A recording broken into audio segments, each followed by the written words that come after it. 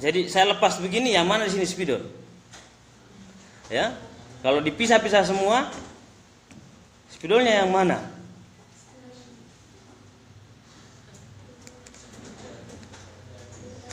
Atau begini, ini ada kertas, ya, ini ada kertas. Bisa nggak dipisah warnanya dengan kertasnya?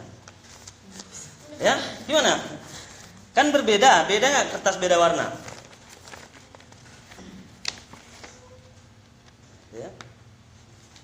Atau papan tulis ini bisa dipisah warnanya dengan papan tulisnya? Tidak bisa. Padahal warna dengan papan tulis kan beda.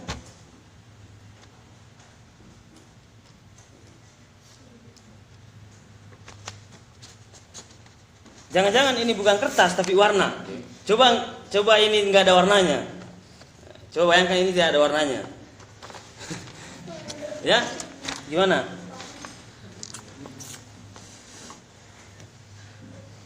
Anda pernah melihat sesuatu tidak ada warnanya? Ya? Gimana? Jadi itu hal sederhana saja saya contoh-contohkan Anda. Apalagi orang yang menempuh jalan tasawuf gitu ya, sufi. Ya. Itu makin mendalam lagi nanti kerjanya. Apalagi sudah sampai ke pembahasan Tuhan gitu. Tuhan spiritual gitu. Sesuatu yang tidak bisa dibahasakan secara maksimal, pengalaman religius manusia maupun pengalaman spiritual manusia gitu. Maka itu sebabnya salah satu tokoh barat yang tidak percaya pada spiritual Islam yang diungkapkan secara bahasa namanya Wittgenstein. Wittgenstein itu adalah filsuf barat yang menggugat perjalanan agama-agama atau penganut agama termasuk agama Islam, bahwa bagaimana bisa seseorang menjelaskan pengalaman spiritualnya, pengalaman religiusnya kepada Tuhannya dengan ungkapan bahasa. Bukankah ketika sudah dibahasakan itu sudah mengalami degradasi makna yang sesungguhnya gitu. Misalnya Anda pernah jatuh cinta, ya pernah cinta jatuh dan jatuh cinta. Oke. Hampir semua atau semua orang itu hakikat manusia ya pernah merasakan cinta. Kemudian perasaan yang Anda miliki itu, apakah Anda bisa menggambarkan sepenuhnya gitu, mewakili perasaan Anda? Misalnya menulis, Anda mengungkapkan ke orang yang Anda tuju itu dengan menulis. Bukankah ketika tangan ini menulis begitu tergesa-gesa ataukah pelan-pelan, semuanya itu dipikirkan. Terus tiba-tiba ada yang kurang sesuai dicoret lagi. Itu kan seolah-olah perasaan tidak terwakili gitu. Nah, Wittgenstein mengatakan bagaimana orang yang melakukan pendakian spiritual, perjalanan ibadah, kemudian dia merasakan kehadiran Tuhan, mampu menjelaskan secara kata-kata gitu. Kita mengalami keterbatasan. Ya, kata-kata apa yang harus diucapkan dan bagaimana cara mengungkapkannya itu. Ya. Untung ada filsuf Muslim namanya Mirri Hiryasdi, dia seorang sufi besar dan tokoh filsuf besar dari Iran. Itu mewakili perdebatan itu, mengimbangi wacana Barat bahwa ada namanya epistemologi ya, bagaimana sumber ilmu pengetahuan itu ada yang memang untuk mengungkapkan pengalaman-pengalaman religius. Perdebatan dua tokoh ini mengenai spiritual yang dimiliki manusia bisa diungkap sepenuhnya atau tidak ya antara Islam dan Barat itu bisa misalnya dilacak dalam buku Lonceng Kementerian Mistisme Agama. Itu warna biru sampulnya, itu saya selesaikan pada semester 2 dulu. Penulisnya Dr. Sabri. Sekarang dia menjadi ketua pengkajian BPIP. Itu guru spiritual saya di UIN Makassar dulu. Sekarang dia direktur pengkajian BPIP. Apa itu BPIP? Ya, pernah dengar? Gimana? Masa nggak pernah dengar? Yang dulu ketuanya ya, yang mantan UIN Sunan Kalijaga, rektornya yang dibentuk ya badan apa? Badan pembinaan ideologi Pancasila, BIP gitu ya. Badan ideologi. Badan pembentukan ideologi Pancasila. Atau badan pembinaan, yang mana benar? Pembinaan gitu ya. Bukan dibentuk lagi. Badan pembinaan ideologi Pancasila. Terus sekarang dia direktur pengkajian ya, materinya itu. Itu mengalami lompatan kelas ya, dari dosen UIN kemudian naik ke level negara gitu. Tapi tulisannya banyak, karya-karyanya banyak. Oke. Ada lagi buku terbarunya itu Ilmu Huduri ya. Itu juga masuk ke area tasawuf ya, area tasawuf. Tapi itu menarik ya dari. Nah, sebelum kita masuk ke bagian-bagian lebih mendalam lagi dan pada wilayah akhlak tasawuf ya. Oke, nanti saya mencoba memberikan ada relasi antara ilmu akhlak itu dengan ilmu-ilmu lain. Termasuk sebenarnya ilmu dengan tasawuf itu dua disiplin ilmu yang bergabung gitu. Disiplin ilmu yang lain misalnya sosiologi bisa saja ada nanti mata kuliah akhlak sosiologi gitu kan. Itu bisa akhlak fisika. Karena bagaimanapun namanya disiplin ilmu pengetahuan itu bisa dikomparasi, apalagi kalau wacana Yogyakarta misalnya Amin Abdullah ada namanya multidisiplin ya, interdisiplin gitu. Jadi itu semuanya harus dikombinasikan, atau filosofinya dulu integrasi interkoneksi gitu. Wah, itu kan lebih mendalam lagi. Jadi satu ranah ilmu pengetahuan tidak seperti dulu lagi bahwa kita harus profesional. Kalau mungkin tradisi barat pendidikannya memang masih menganut sistem profesional ya. Kalau dalam tradisi Islam tidak terlalu begitu karena dia profesional semua. Coba misalnya ulama-ulama besar itu seperti siapa? Al-Ghazali itu seorang filosof, seorang sufi, dia penafsir ya kan, dia pengarang akhlak, dia juga penghafal Quran gitu. Dia menguasai hadis gitu. Itu menarik, dia penulis karya, intelektual, dosen, itu macam-macam. Kalau mau dia itu ada 90 macam itu kehebatan dari Imam Ghazali itu satu orang. Kalau barat tidak, ya fokus ke kimia kan, fokus ke bidang pendidikan gitu. Nah, kalau ilmu Islam tidak, itu sudah jauh sebelumnya sudah komparasi. Ibnu Abbas misalnya masih umur 12 tahun itu dikenal bapak mufasir. Umur 12 tahun sudah menjadi ahli tafsir gitu. Seorang ahli tafsir itu pasti sudah menguasai semua ilmu bahasa Arab, nahwu Arabnya dan macam-macamnya itu. Hadis pasti.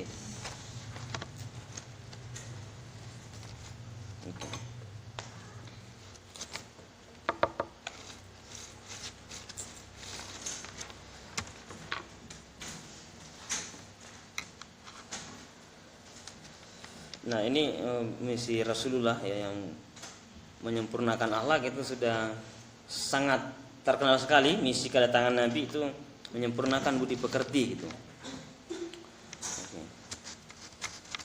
Nah, akhlak itu bisa berakhlak pada 3 dimensi ya, bisa kepada Allah itu, kepada manusia, pada alam.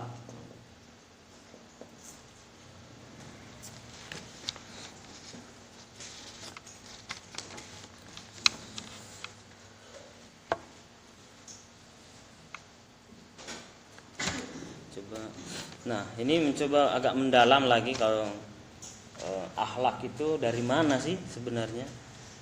Kata akhlak itu kan serapan ya, serapan dari istilah Arab kemudian jadi bahasa Indonesia gitu. Atau kata khuluq kemudian di Indonesiakan itu menjadi akhlak ya. Atau dalam kamus bahasa Indonesia disebut perangai atau tabiat atau agama gitu. Kadang-kadang Islam menggunakan kata akhlak itu disandingkan dengan agama gitu. Jadi akhlak itu bagian kesempurnaan agama misalnya. Jadi ada persandingan itu.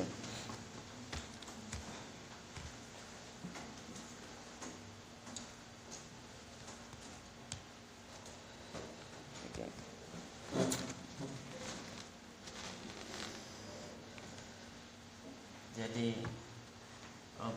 manusia ini seperti yang tadi Allah, manusia, alam. Kalau dihierarkikan itu berarti yang pertama ini sumber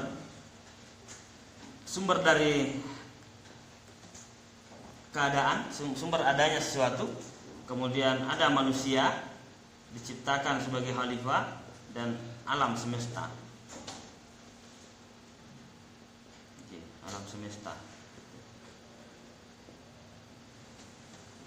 Kalau Ibnu Arabi menggunakan teori emanasi atau pancaran misalnya, Al-Farabi juga menggunakan teori itu, bahwa manusia itu dari Allah. Memang itu sejalan dengan Quran, bahwa segala sesuatu itu dari Allah dan akan kembali kepada Allah. Atau konsep inna lillahi wa inna ilaihi raji'un. Itu konsep yang sangat sederhana.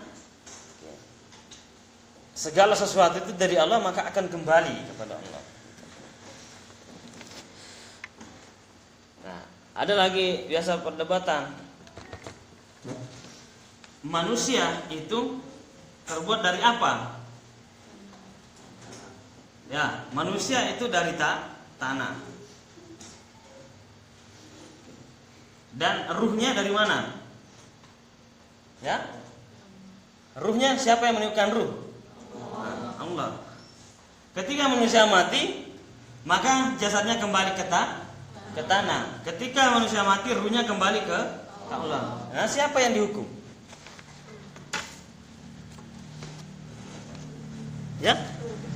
Jadi gimana? Ya, masa Tuhan mencambuk dirinya? Kan ruh kembali kepada Allah. Masa Tuhan menghukum dirinya? Gimana? Jadi siapa yang disiksa di neraka, ya, disiksa di perjalanan sampai sana, siapa yang mendapat surga, siapa yang mendapat neraka, siapa yang bertanggung jawab?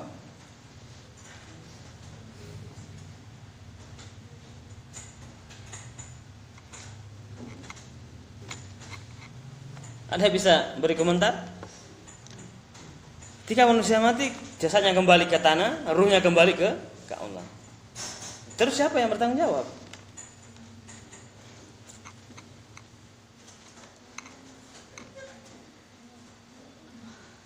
Ya. Kan segampang ini selama ini kita belajar. Di akhirat kita bertanggung jawab pada perbuatan kita masing-masing. Kalau orang sufi maupun orang filsuf, dia berpikir keras itu. Siapa yang bertanggung jawab? Ya? Apa? Amal. Amal itu bisa bertanggung jawab. Ya? Ruh dan jasad, atau ruh dari jasad. Gimana maksudnya? Ruh kan kembali kepada Allah itu kan. Ya? Ada yang ingin memberi pandangan atau apa yang biasa dipelajari? Kan selama ini segampang itu ya mempelajari bahwa di akhirat kita bertanggung jawab. Nanti akhirnya ada yang masuk surga, ada yang masuk neraka gitu kan. Neraka akan disiksa seperti ini, akan dicuci supaya menjadi bersih. Kan? Kalau muslim nanti ujungnya tetap ke surga juga, tapi melalui proses yang sangat panjang gitu. Kan? Sudah disiksa, sudah diapa, semua dicuci sampai bersih gitu. Nah, kalau orang filsuf dan sufi, sesuatu yang dianggap biasa, mudah, itu rumit jadinya.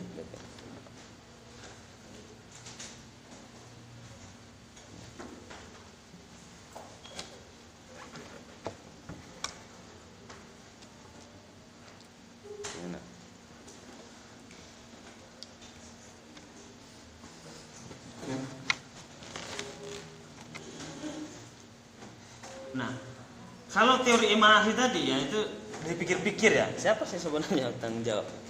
Ya.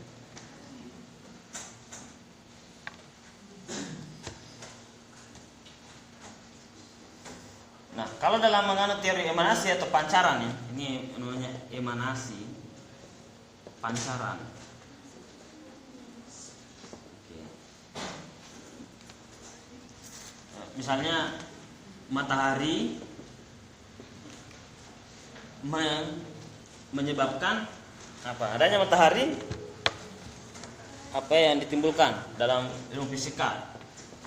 Ada panas, ada cahaya, gitu ya. Cahaya. Sekarang kita tidak menggunakan lampu, tapi seluruh manusia di muka bumi ini mendapat penerangan dari satu, ya, semuanya dimiliki adalah matahari. Mau di Jepang, mau di Inggris, mau Pakistan, mau Amerika sekarang merasakan itu. Ya, selama matahari sekarang muncul di sana, ya pasti sama saja. Maka rembulan juga begitu.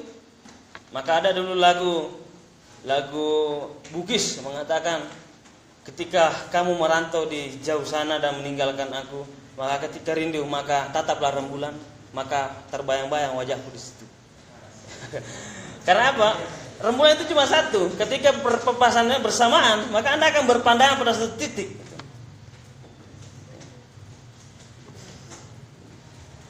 Maha kuasanya Allah menciptakan itu. Meskipun Jepang hari ini ingin menjadi maha kuasa kedua gitu ya, pengen mendirikan apa namanya itu? Ya, ada matahari buatan, bahkan sudah mewacanakan itu. Kalau malam hari itu tidak menggunakan lampu lagi ya, seperti yang kita gunakan di Indonesia ini. Jepang akan ke depannya dan negara-negara maju lainnya itu menggunakan matahari buatan. Supaya satu saja nyala, semuanya tersinari. Jadi seolah-olah tidak ada malam gitu. Semuanya tetap terang seperti hari ini, biar malam gitu. Itu sudah wacana. Tetapi di dalam Islam malam itu adalah penting gitu. Malam itu sangat penting. Maka dalam Quran sering dikatakan, wa minal laili fatahajjad bihi nafilatan laka asa ayyab'asaka rabbuka maqaman mahmudan. Hendaklah kalian bangun di sepertiga malamku untuk melakukan salat tahajud, untuk mendekatkan diri kepadaku, semoga engkau diangkat pada kedudukan Muhammad. Jadi malam bagi Islam, bagi agama-agama lain apapun itu, malam dijadikan sebagai puncak melakukan pendakian spiritual. Jadi kalau manusia ingin mengubah malam itu menjadi siang, itu ada hal yang hilang di dalamnya gitu. Karena malam juga waktu untuk istirahat. Kan? Kalau semuanya tidak ada malam, semuanya terang begini, ya, kira-kira apa jadinya gitu. Tetapi bagaimanapun itulah kemampuan manusia. Ya. Kemampuan manusia bisa mengubah apapun dengan ilmu pengetahuan. Oke. Yang menjadi masalah apakah kita masuk di bagian itu ataukah kita menjadi penikmat dari hasil ciptaan orang.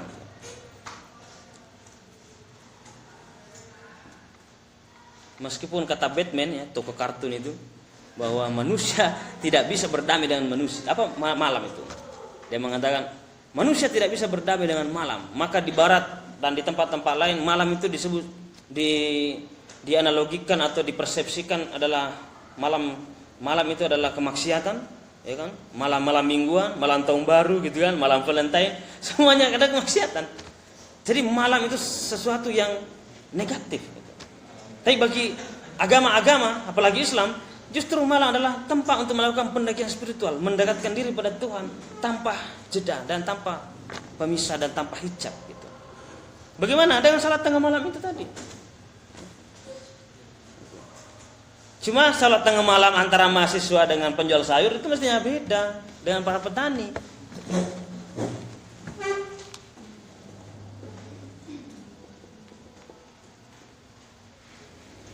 Tahajud itu ada yang mengatakan juga berasal dari istilah jihad gitu. Artinya orang yang sholat tahajud itu adalah orang yang sedang bersungguh-sungguh itu, melawan ngantuknya kan, melawan hasratnya untuk main game, ya, untuk menonton, kemudian dia cepat tidur, kemudian bangun dalam keadaan baru 1 jam 2 jam tidur, dia bangun, itu namanya orang berjihad itu, melawan ngantuk, melawan rasa malas. Jadi orang yang bangkit tengah malam itu adalah orang yang sudah memulai melawan rasa malas, ya, mampu melawan hal-hal yang negatif itu. Jadi bisa lebih sunyi sehingga kedekatan kepada Allah itu lebih mendalam itu. Maka konsep yang sangat terkenal dalam dunia tasawuf juga untuk membentuk akhlak itu, man arafa rabbahu faqad arafa nafsahu. Barang siapa yang mengenal Tuhannya, ya, siapa yang mengenal Tuhannya maka dia berpotensi mengenal dirinya gitu. Itu istilah yang sangat populer oleh para sufi dari perjalanan-perjalanan mereka, bahwa barang siapa yang dekat dengan Allah, yang mengenal Allah, dia kalau sudah mengenal maka dia akan mengenal dirinya gitu.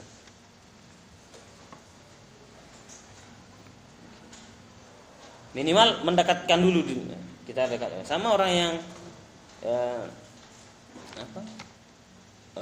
orang yang kalau istilah sekarang menjalin cinta kasih, atau istilah biasanya pacaran gitu. Orang pacaran kan pasti yang pertama dekat gitu. Dekat kemudian saling mengenal gitu.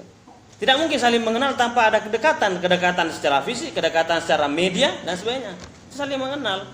Nah, bagaimana mau mengenal Allah kalau tidak melalui pendekatan gitu. Susah payah itu bangun tengah malam, kemudian sholat, beribadah, mengingat, itu kan kedekatan itu. Nah, lama kelamaan man arafa rabbahu, siapa yang mengenal Allah itu, mengenal Allah, maka dia berpotensi mengenal dirinya. Contoh misalnya Allah Maha Pengampun itu kan, Allah Maha Agung, macam-macam itu sifat-sifat Asmaul Husna itu, tapi jangan sekedar diucapkan secara lisan gitu. Mestinya membekas dalam aktivitas kita. Gitu. Allah Maha Melihat justru diadopsi oleh orang-orang negara maju. Gimana buktinya? Dia menciptakan CCTV, teknologi yang mampu maha melihat kecuali mati listrik. Begitu. Ya. Tapi itu. Nah, persaingan hari ini adalah kepercayaan kepada Allah, kita bertauhid. Ya, aktivitas itu betul-betul disadari nggak bahwa Allah yang menyaksikan, ataukah orang melakukan sesuatu yang terbatas atau tidak melampaui batas itu karena CCTV? Kira-kira lebih takut yang mana? Lebih takut ke CCTV apa takut pada Tuhan? Inilah dunia modern ya. Inilah dunia postmodernisme. Ya, di mana pergeseran antara Tuhan Allah itu maha melihat itu digeser oleh teknologi.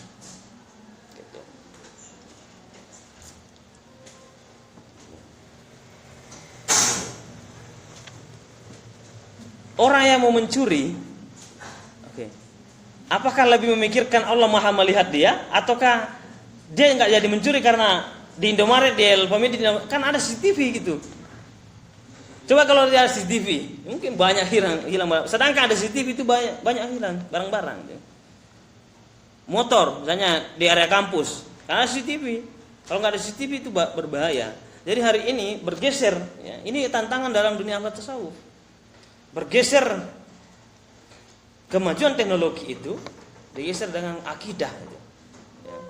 Itu berlawanan ya, atau bersaingan gitu.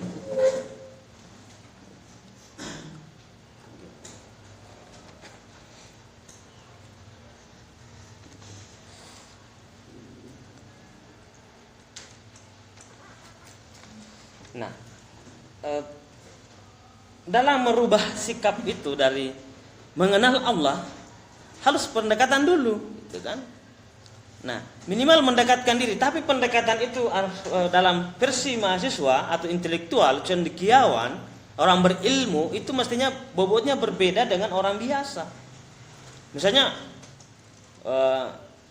pedagang, kemudian petani, orang berkebun, orang yang kerja di mana, itu ketika malam dia bangun sholat, ya sekedar sholat aja, sekedar sholat selesai, udah.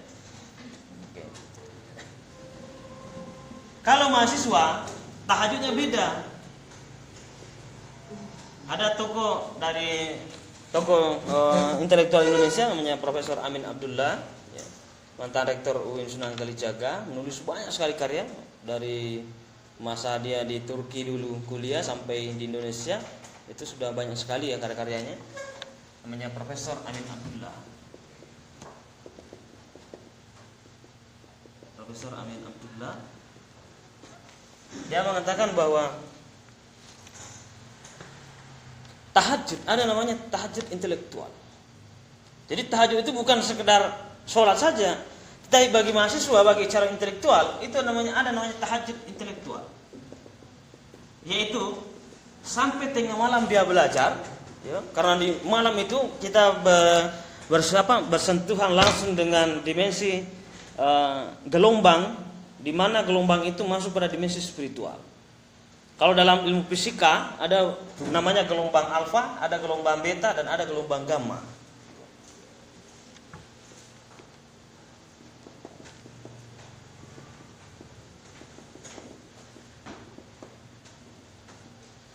Jadi akhlak tasawuf itu bisa merambah ke berbagai hal. Ya, personal akhlak itu bisa merambah ke berbagai disiplin ilmu. Makanya misalnya dalam buku ini itu banyak ditulis, tapi sayangnya tidak terlalu panjang tulisannya, hanya beberapa halaman saja. Misalnya ilmu akhlak itu berkaitan dengan sosiologi, psikologi, filsafat, tasawuf, itu pendidikan. Itu hanya beberapa halaman, belum diperdalam. Tapi itu menarik ya, karena ini juga merambah ke sana ya. Jadi pembentukan akhlak itu tidak semata-mata ilmu akhlak saja, tapi bisa saja dengan hal lain. Nah, yang pertama, di tengah malam itu sangat bersentuhan langsung dengan spiritual manusia. Maka sejalan dengan ilmu fisika mengatakan di pagi hari itu bersentuhan langsung dengan intelektual manusia, intelek. Jadi hampir semua pendidikan di dunia ini menggunakan pagi sebagai permulaan untuk melakukan aktivitas pembelajaran.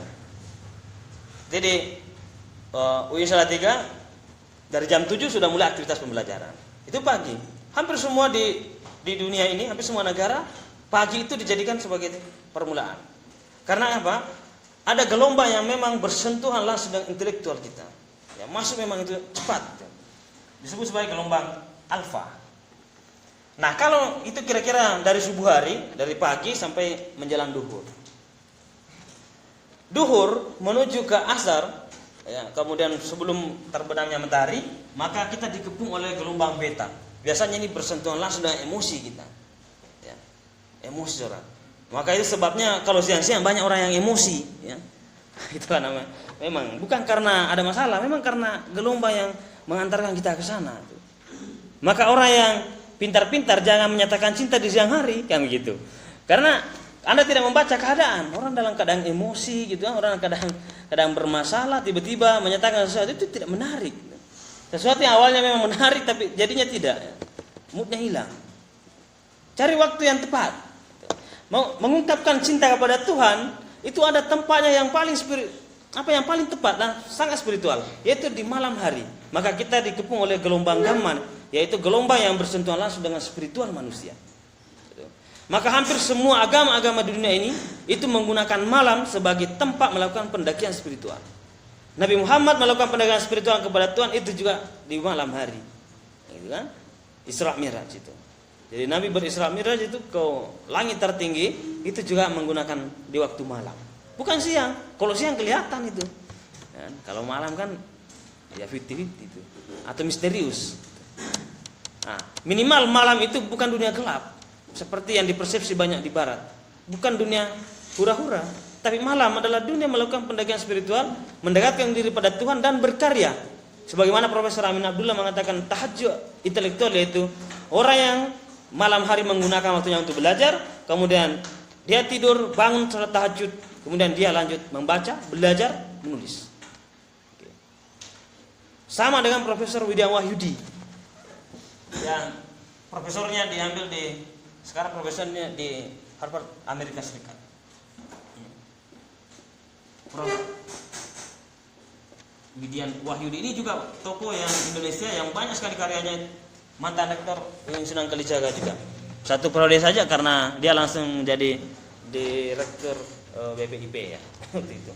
Setelah selesai dia diangkat menjadi direktur BPIP yang awalnya banyak kontroversi. Dia mengatakan ada namanya tahajud akademik gitu. Sebagaimana yang dia lakukan waktu dia belajar di Amerika sebelum menjadi profesor di sana. Jadi waktu dia kuliah S2 S3 di Amerika, ketika malam itu dia sholat tahajud, kemudian apa yang dibaca, buku yang dibaca setelah sholat tahajud itu dia review. Itulah yang dia katakan tahajud akademik. Yang membedakan kelasnya orang yang tahajudnya orang yang kuliah dengan tahajudnya orang yang biasa saja atau masyarakat biasa, itulah yang mesti membedakan. Bayangkan setiap malam itu dia mereview satu buku. Jadi sholat tahajud atau malam itu dia gunakan untuk beribadah kepada Allah. Kemudian waktunya sangat efektif sekali. Dia mereview misalnya satu buku Al-Tasawuf, dia mau membaca total, kemudian dia mereview, jadilah satu karya. Nah, nanti dikumpulkan itu beberapa buku yang sudah direview, ada cetak kaki dan macam-macamnya, dikumpulkan itu menjadi satu buku, itu bisa. Maka banyak buku-bukunya yang lahir dari Barat, bagaimana dia membaca keadaan di Barat, kemudian membaca keadaan dalam dimensi konsep Islam, itu kemudian masuk ke Indonesia dengan dimensi yang lainnya, itu macam-macam. Itu orang yang produktif.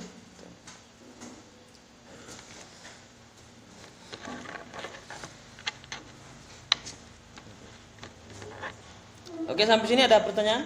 Silahkan kalau ada yang ditanya, langsung saja ya. Kalau ada yang ingin ditanyakan, angkat tangan saja ya. Tidak usah menunggu sesi pertanyaan, bisa. Kalau ada yang ingin ditanya, silakan ditanyakan. Ya, silakan. Nama dan NIM-nya berapa? Nama Erminda. 024. Tadi kan kata Bapak, manusia itu jasanya kembali ke tanah, Yeah. kembali ke Allah. Lalu siapa yang nanti bertanggung jawab yang untuk dipisahkan gitu kan? Yeah. Kan belum kejawab. Saya mau izin berpendapat. Dalam akidah sunnah itu yang dihisab itu nanti ruh dan jasad. Namun nanti ruh kan kata Bapak, kalau misalkan yang dihisab ruh itu kan kembali ke Allah, masa Allah mencabut dirinya sendiri. Nanti ruhnya itu dikembalikan lagi ke jasad. Jasadnya dibentuk lagi oleh apa sih namanya? Dan jasadnya akan dibentuk lagi oleh Allah. Ya. Jadi yang bertanggung jawab jasad, Jasad. ruh dan jasad. Gitu ya. Enggak ada tengah-tengahnya itu, ruh dan jasad. Ya. Oke. Jadi tetap gabungan itu ya, tetap gabungan ruh dan jasad.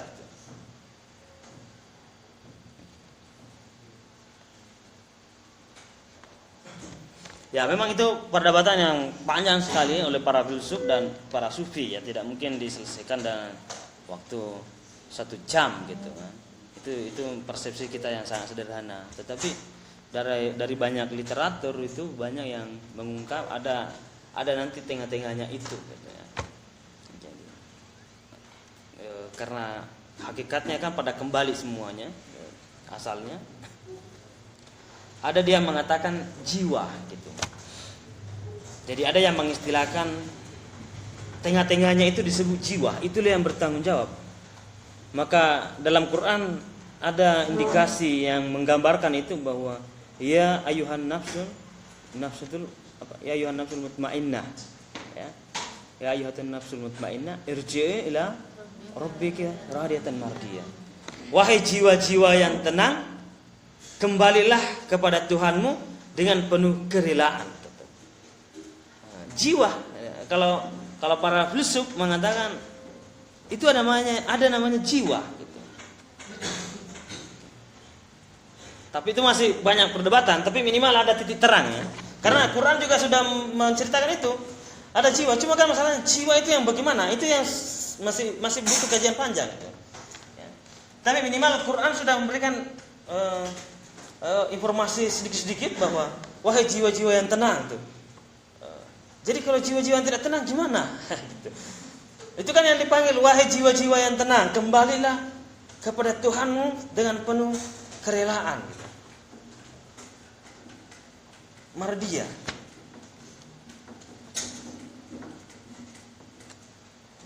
Apakah jiwa-jiwa yang tenang itu adalah semua manusia yang begitu? Ada yang biasa mengatakan jiwanya bagus gitu kan. Bisa ada perangainya di dalamnya, ada akhlaknya. Oh ini orangnya jiwanya bagus. Jiwa itu gimana itu?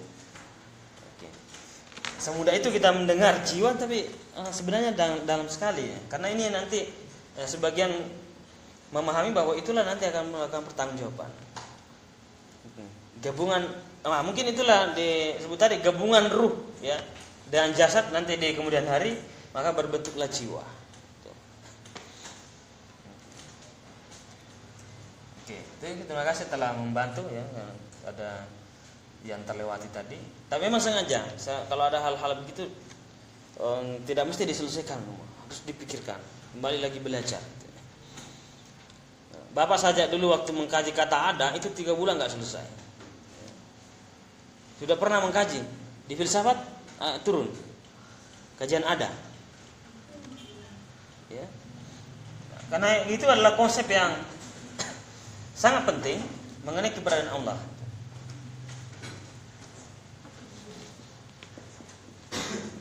Jadi tidak instan. Hari ini semuanya mau instan. Dulu nggak bisa. Tuh saya dulu mahasiswa nggak.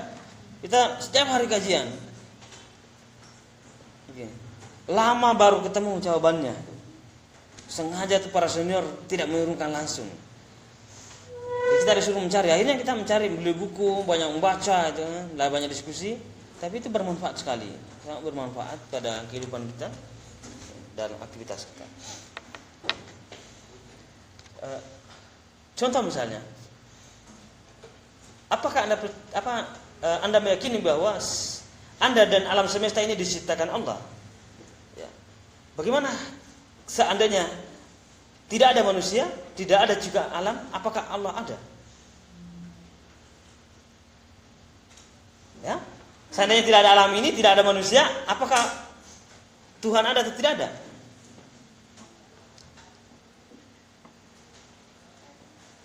Ya, ada yang berpendapat?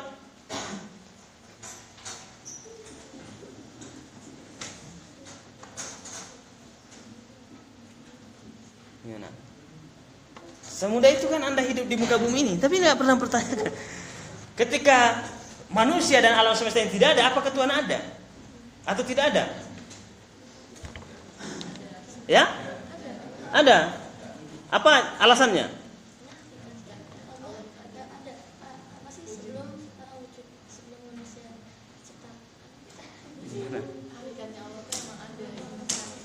Ya, gimana hakikatnya Allah itu memang ada.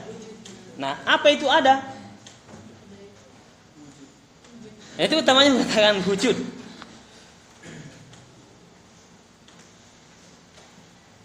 Ataukah Allah itu sudah ada sebelum ketiadaan itu ada? Kata temannya ada itu dalam dunia apa? Dalam ilmu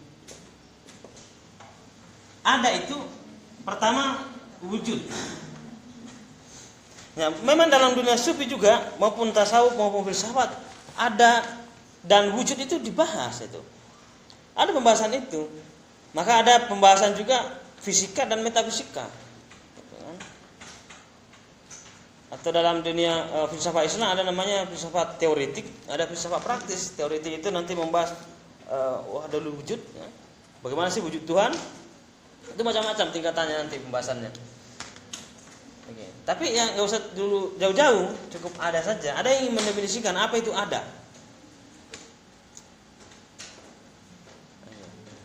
Kan semudah ini kita mengatakan ada, tidak ada. Tapi kan rumit sebenarnya itu. Kalau sudah dikerjakan oleh para filsuf atau para sufi.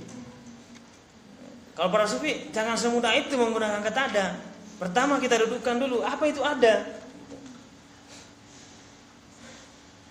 Atau adakah yang tidak ada? Ada yang ingin menjawab, adakah yang tidak ada di muka bumi ini? Ya? Adakah yang tidak ada?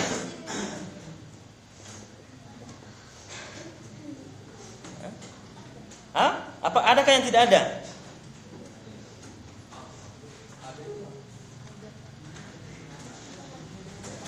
Gimana? Tidak ada yang mustahil di dunia ini. Terus gimana? Maksudnya itu? Oke, kun fayakun itu tidak semudah apa yang kita pikirkan seperti orang yang sulap. Kalau konsep kun fayakun itu berproses sangat panjang. Kun fayakun itu tidak semudah itu. Maka Allah menciptakan langit dan bumi ini itu tidak menggunakan kun fayakun. Langsung tiba-tiba ada, tidak, itu prosesnya sangat panjang. Udah ada. Jadi kun fayakun itu dalam kajiannya itu sangat berproses ya. Memang Allah itu langsung bisa menciptakan tapi berproses. Nah, sebelum ke situ ya. Yang pertama tadi ketika manusia dan alam ini tidak ada, apakah Tuhan ada? Maka ada yang mengatakan ada. Karena sebelum kata ada itu ada, itu Tuhan sudah ada. Gitu. Kalaupun tidak ada pun juga ada, kayak gitu. Sederhana sekali sebenarnya konsepnya. Dulu 6 bulan baru kita dapat. Pusing kita 6 bulan itu. Tapi sekarang ya era percepatan nggak bisa digantung begitu terus. Harus nggak apa-apa cepat. Kan biar belajar yang lain lagi. Jadi kalau orang mengatakan Tuhan tidak ada pun juga ada. Maka sebenarnya tidak ada yang ateis itu. Ya.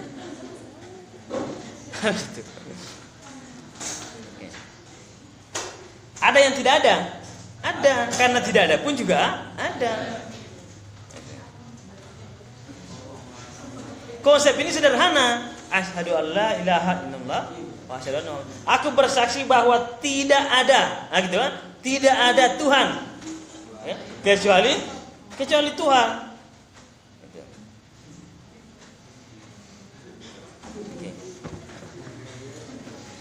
Tuhan sendiri mengatakan itu. Jadi konsep ada tidak ada ini Tuhan sendiri yang sudah ya. Jadi filsuf itu cuma analisis aja, itu ngulang-ngulang aja sebenarnya.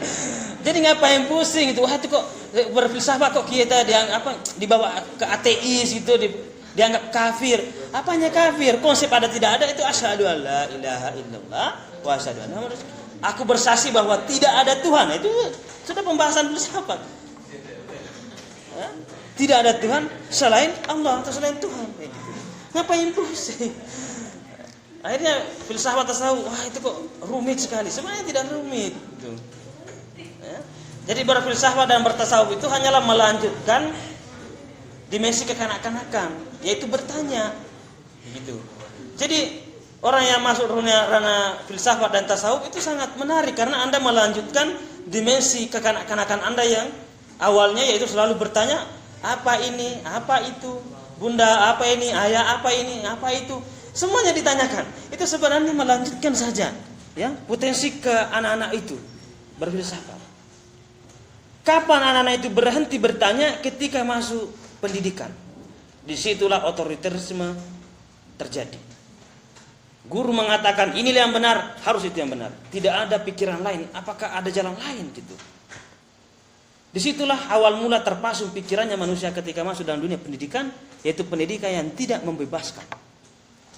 Apa-apa semuanya guru yang benar, dosen yang benar, itu masalah. Oke, itu kunci yang bermasalah. Maka filsafat itu mengajarkan kita mengenal kembali hakikat kita sebagai manusia yang bertanya. Gitu. Karena dari pertanyaan itulah menghasilkan karya yang super dahsyat. Ingatlah ketika Socrates dan Aristoteles sebelumnya itu kemudian diawali oleh Thales, dia mengatakan apa itu alam semesta gitu. Pertanyaan satu kalimat saja, apa itu alam semesta, menghasilkan macam-macam geografi, fisika, itu macam-macam, matematika, astronomi. Padahal itu satu pertanyaan dari para filsuf, apa itu alam semesta? Terbuat dari mana? Itu kan pertanyaan itu menghasilkan banyak rangsangan penelitian. Orang para meneliti sampai ke bulan, sampai kemana, planet Mars. Itu karena pertanyaan para filsuf. Bertanya. Maka kalau ada anak kecil, ada adik Anda kemudian atau ponakannya bertanya, jangan dibentak-bentak. Layani pertanyaannya, itu jawab secara baik. Gitu. Karena itu anugerah luar biasa itu bertanya. Maka dalam kelas ini penting bertanya untuk melanjutkan hakikat manusia yang bertanya. Gitu. Dan tidak boleh seorang dosen yang satu-satunya kebenaran. Itu namanya menyaingi Tuhan namanya itu. Ya. Padahal kebenaran itu hanya milik Tuhan. Sumber kebenaran itu banyak sekali. banyak pintunya, banyak jalannya. Oke, masih ada pertanyaan yang kira-kira masih menjanggal di pikiran, bisa didiskusikan?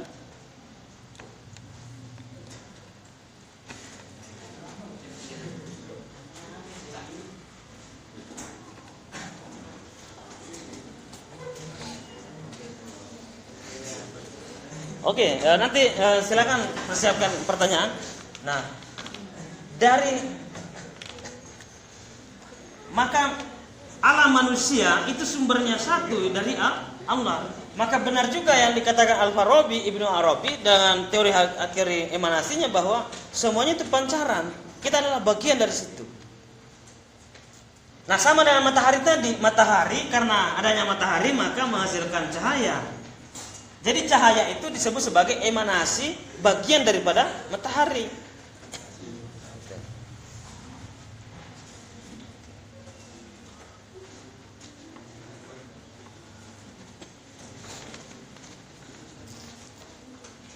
Orang yang melihat itu karena ada cahaya.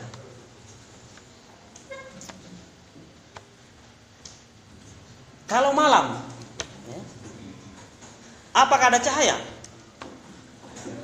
Ya? Oke. Apa definisinya malam? Ya? Ada mengistilahkan gelap. Gelap itu artinya apa? Itu muter-muter lagi ya. Nah, berarti Anda menyalahi definisi gitu. Jadi ilmu pengetahuan itu harus logis, sistematis ya. Dan ada namanya definisi. Ada juga namanya definisinya definisi gitu ya. Minimal definisi itu menjelaskan sesuatu yang didefinisikan mendekati. Itu namanya syarat dalam ilmu logika. Ada logika muslim, namanya ringkasan logika muslim dikarang oleh Hasan Abu Ammar. Jurusan apapun itu penting untuk membaca ini karena itu akan memudahkan Anda menyerap berbagai macam ilmu pengetahuan ketika Anda kuat pada wilayah logika. Karena Anda akan mengetahui cara berpikir, sistematis berpikir, kemudian Anda bisa menyusun pikiran-pikiran itu secara baik. Maka logika itu sangat penting. Belajar filsafat, belajar tasawuf, belajar logika itu sangat menarik dan sangat penting. Kalau Al-Ghazali mengatakan itu namanya ilmu mantik. Dipelajari di pesantren, tapi belum terlalu mendalam. Ada ilmu mantik. Kalau istilah filsafatnya, ilmu mantik itu artinya logika. Gitu. Jadi ilmu logika itu adalah ajaran Islam. Hasan Abu Ammar menulis itu judul bukunya Ringkasan Logika Muslim. Ringkasan Logika Muslim. Betul-betul ringkasan, kan hanya 100-an halaman, tapi sangat padat. Bagi orang yang agak malas untuk membaca ya minimal membaca itu.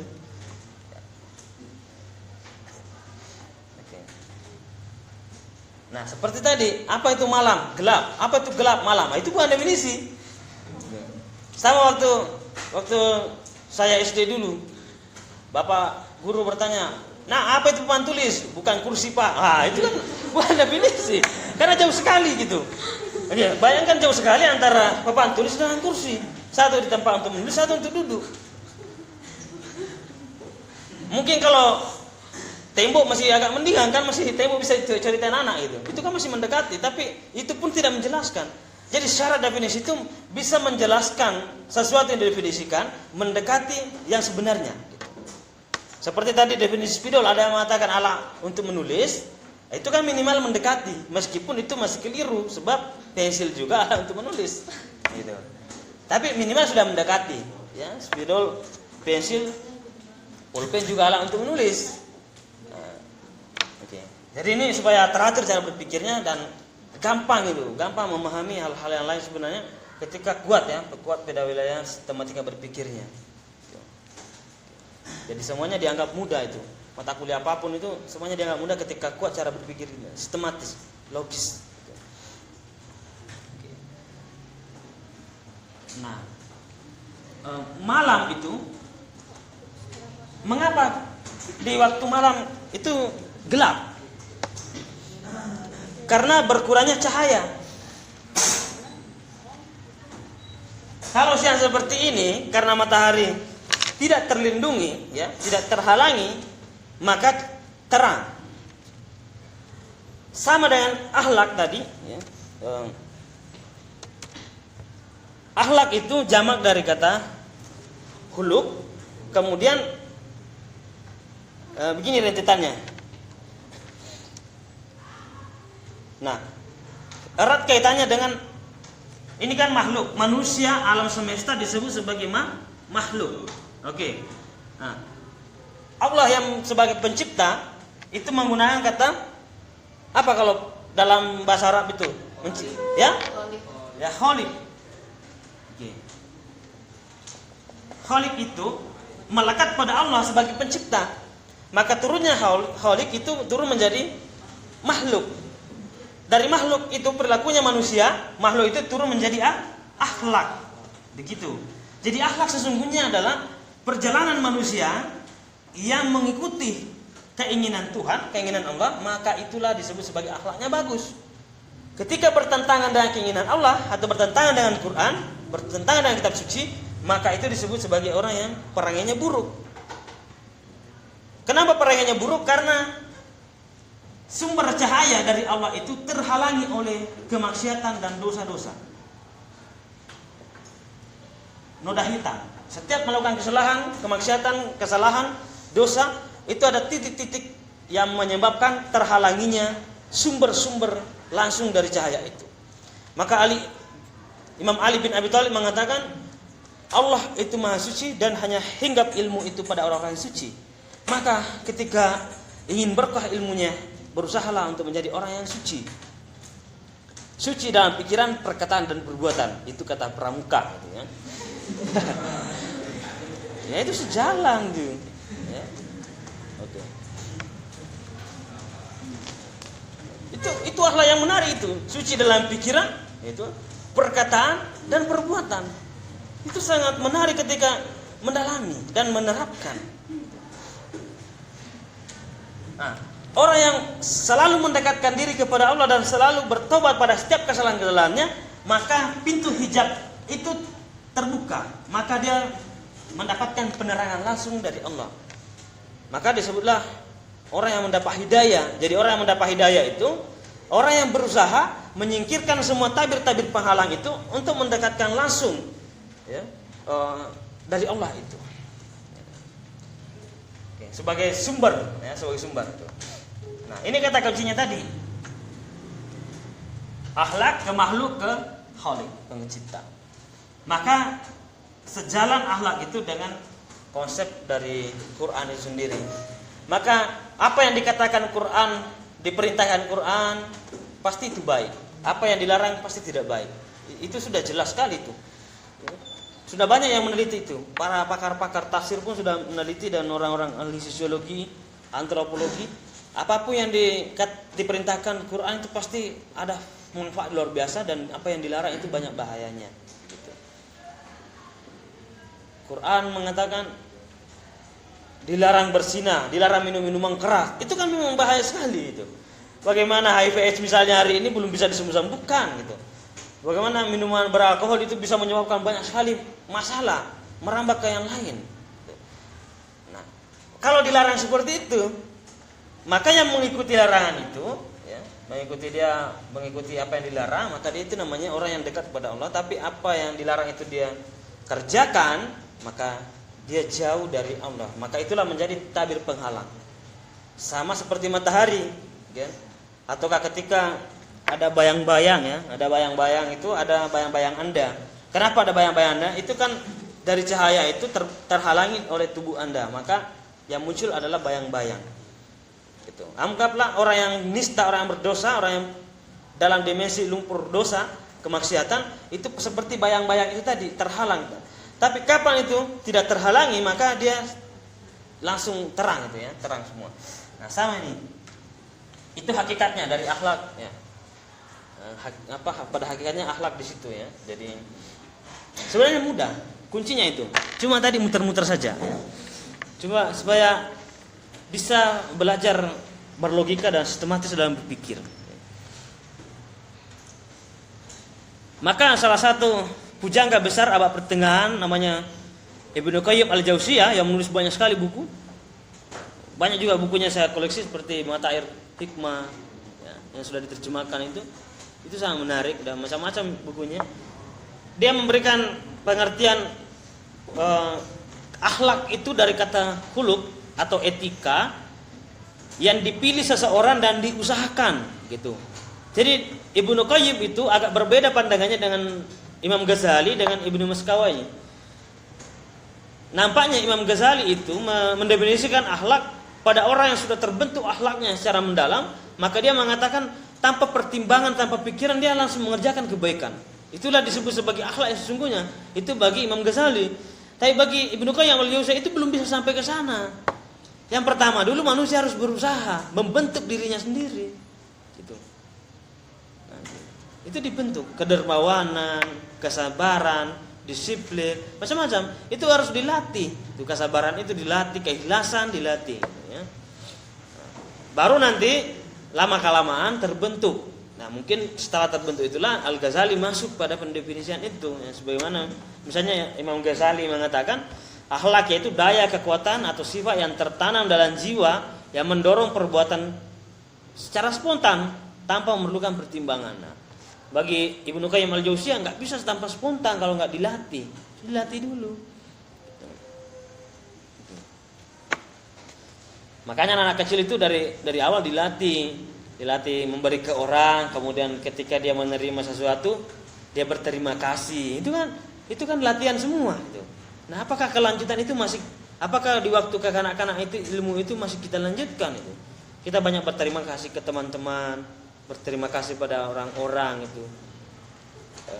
Membaca buku seperti ini berterima kasih pada orang ketika almarhum, mendoakan. Jadi jangan semua yang didoakan orang tua, didoakan orang yang kita kenal. Ilmu yang kita terima dari manapun seperti membaca buku, kita kirimkan Fatihah ke orang penulisnya itu, ke Imam Ghazali, bagaimana dia mengubah pondok pesantren itu, ilmunya luar biasa. Pernah nggak kita mengirimkan Al-Fatihah, pernah kita mengirimkan doa-doa kayak gitu kan? Ke Ibnu Rus, Al-Farabi gitu. Ibnu Rus yang ilmu kedokterannya masih terus dipakai di barat ya, sejak abad 12 itu sampai masa kini itu selalu menjadi perpustakaan terbesar di dunia di barat itu pikiran dari Ibnu Rus. Itu macam-macam ya. Jadi itu namanya akhlak juga itu. Jadi akhlak. Jadi bukan sekedar perbuatan saja, ya bisa dengan amalia-amalia kita yang lainnya, itu bisa disebut sebagai kategori akhlak. Gitu. Tapi yang tidak sepakat doa-doa itu ya tidak apa-apa ya. Kan ada juga yang enggak usah sih, udah mati ya mati aja, enggak usah didoakan. Tapi kan ya tidak apa-apa lah didoakan diterima, ya itu urusan Tuhan. Tidak diterima yang penting kita sudah berusaha. Syukur-syukur diterima itu kan kita dapat pahala, orang lain juga dapat pahala gitu.